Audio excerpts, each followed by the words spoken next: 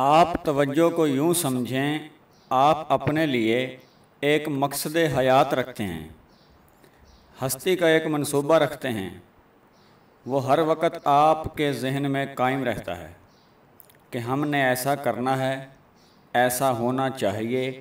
آپ کے ذہن میں خیال ہوتا ہے کہ کاش ایسا ہو جائے یا ویسا ہو جائے، یا میں اس راہ پہ چل نکلوں۔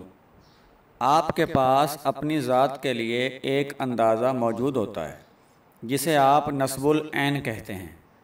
اگر یہ اندازہ اپنے سے زیادہ کسی سمجھدار ذہن میں ڈال دو تو وہ اسے دیکھتا ہے اور آپ اس کا نصب العین بن جاتے ہو۔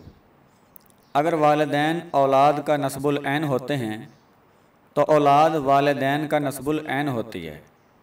والدین اولاد کے کسی راستے پر چلنے کے لیے دعا کرتے ہیں تو اولاد کے لیے آسانی ہو جاتی ہے۔ اگر دونوں کا اتفاق ہو جائے تو منزل آسان ہو جاتی ہے۔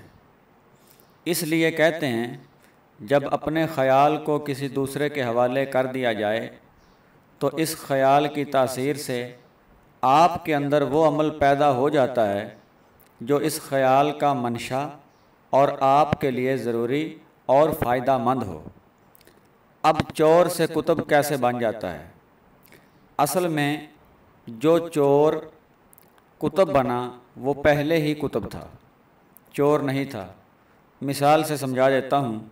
معذرت کے ساتھ جس طرح کہتے ہیں کہ آپ کی گلی کا کتا ہوں، اب وہ کتا تو نہیں ہے لیکن میں شیروں کو پھاڑ ڈالتا ہوں، جیسا کہ کہا گیا پیشوائے تمام رندانم سگے کوئے شیر یزدانم۔ اس کا مطلب یہ ہے کہ ہے رندوں کا بادشاہ لیکن آپ سگے کوئے شیر یزدانم ہے۔